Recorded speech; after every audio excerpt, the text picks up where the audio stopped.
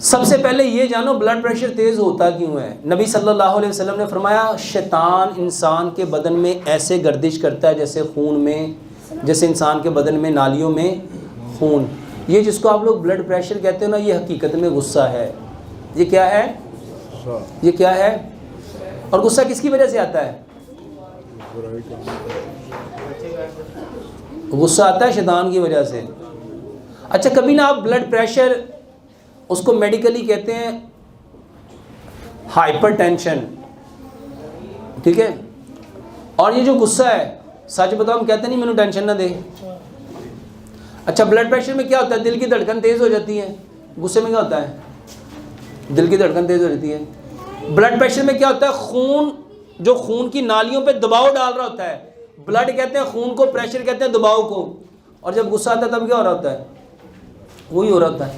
میرے محترم بھائیوں، غصے میں جس طرح آپ کے اندر ایک ہیجانی کیفیت آ جاتی ہے، اسی طرح بلڈ پریشر میں بھی آپ کے جسم میں ایک پیلپیٹیشن آ جاتی ہے. میرے محترم بھائیوں، غصے کا اور بلڈ پریشر کا جو علاج غصے کا نا، وہ علاج بلڈ پریشر کا ہے. اور نبی صلی اللہ علیہ وآلہ وسلم نے جب دو لوگوں کو دیکھا تھا تو آپ نے کیا فرمایا؟ اگر یہ صرف کیا پڑھیں تاؤز، تو یہ تاؤز کیا ہے؟ ساؤنڈ. یہ کیا ہے؟ آواز. اگر جس کو بلڈ پریشر ہے میرے محترم بھائیوں، وہ اچھی اچھی باتیں پڑھنا شروع کر دے، اچھی اچھی باتیں بولنا شروع کر دے. اور اس کائنات میں فَإِنَّ خَيْرَ الْحَدِيثِ کتاب اللہ، اللہ کی کتاب سے بڑھ کے کوئی اچھی چیز ہے؟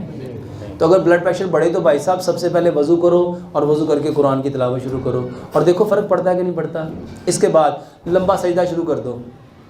نبی صلی اللہ علیہ وآلہ وسلم کو کوئی بھی پرابلم آتی تھی، آپ کہاں جاتے تھے؟ مصلی پہ. اور ہم کہاں جاتے ہیں؟ ڈاکٹر کے پاس. فرق ہے کہ نہیں ہے؟ تو میرے محترم بھائیوں سجدے کی طرف جاؤ. اس کے بعد اگر بلڈ پریشر بڑھ جائے، آسان سا نسخہ آپ کو بتانے لگا ہوں. زیرہ، سونف، سبز الائچی اور پودینہ، اس کا قہوہ بنا کے پیو. آدھی چائے کی چمچ زیرہ، آدھی چائے کی چمچ سونف، 2-3 سبز الائچیاں اور 10 سے 12 پتے پودینے کے. 2 کپ پانی میں ڈال کے اس کو اتنا پکاؤ اتنا پکاؤ اتنا پکاؤ، 1 کپ رہ جائے. اگر شوگر نہیں ہے اس میں گڑ ملا لو. تو میرے محترم بھائیوں اس کو ٹھنڈا کر کے پی سکتے ہو، گرم کر کے پی سکتے ہو. بہترین بلڈ پریشر کا علاج ہے. اس کے ساتھ میرے محترم بھائیوں جتنی ٹھنڈی چیزیں ہیں، مثلا گاجر کا جوس صبح دوپہر شام پیو، بلڈ پریشر کا بہترین علاج ہے. انار کا جوس صبح دوپہر شام پیو، بہترین علاج ہے. گنے کا رس پیو صبح دوپہر شام، بہترین علاج ہے. موسمی کا جوس پیو، انار کا جوس پیو. آج کل میرے محترم بھائیوں ناریل پورے کا پورا آیا. ناریل کا پہلے پانی نکالو، اس کے چھوٹے چھوٹے پیس کرو، گاجر کی طرح اس کا جوس نکالو، اس کے جوس کو اور پانی کو مکس کرو. یہ بہترین بلڈ پریشر کا علاج ہے. اس کے ساتھ میرے محترم بھائیوں بلڈ پریشر کا بہترین علاج 10 سے 12 قسم کی سلاد لو.